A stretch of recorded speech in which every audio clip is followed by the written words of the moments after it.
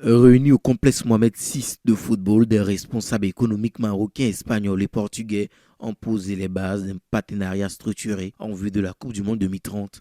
Ce forum d'affaires organisé ce 10 février 2026 par les principales confédérations patronales des trois pays a rassemblé opérateurs publics, chefs d'entreprise et représentants diplomatiques autour d'un objectif commun, faire du mondial un levier stratégique de développement partagé. Cette édition inédite par son organisation conjointe sur deux continents s'inscrit dans une phase de préparation opérationnelle avancée.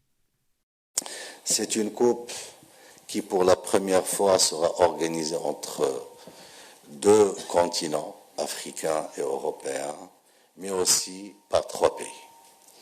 Ces trois pays et qui, au-delà de la proximité géographique qui permettra à cette Coupe du Monde d'être exceptionnelle sur tous les niveaux, il y a quand même des siècles de civilisation commune et de construction et de complémentarité civilisationnelle, culturelle et aussi économique entre les trois pays. Au-delà de l'événement sportif, les intervenants ont mis en avant l'ampleur des retombées économiques directes attendues. Antonio Garamenti, président de la Confédération patronale espagnole, a évoqué un impact direct potentiel supérieur à 5 milliards d'euros pour chacune des trois économies, selon des estimations de la FIFA, sans compter les effets indirects. Trois axes prioritaires ont été identifiés: infrastructure, mobilité, tourisme et innovation technologique. Le Maroc, engagé dans un vaste cycle d'investissement, notamment autour d'un grand stade Hassan II, entend positionner les équipements du mondial comme des plateformes multifonctionnelles répondant à des standards élevés et de durabilité.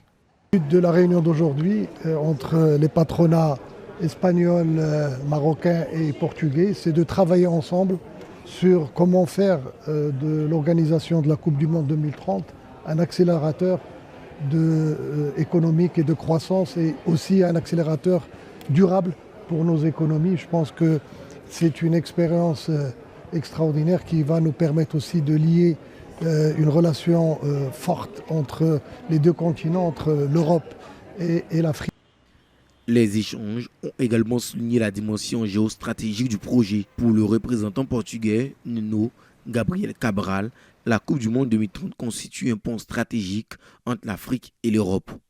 Dans un contexte où les exportations portugaises vers le Maroc ont progressé en moins de 10% par an sur la dernière décennie. L'ensemble des participants ont insisté sur le rôle central du secteur privé dans la réussite organisationnelle et dans la transformation économique attendue, faisant du Mondial 2030 un chantier de co-développement appelé à renforcer durablement l'intégration euro-africaine.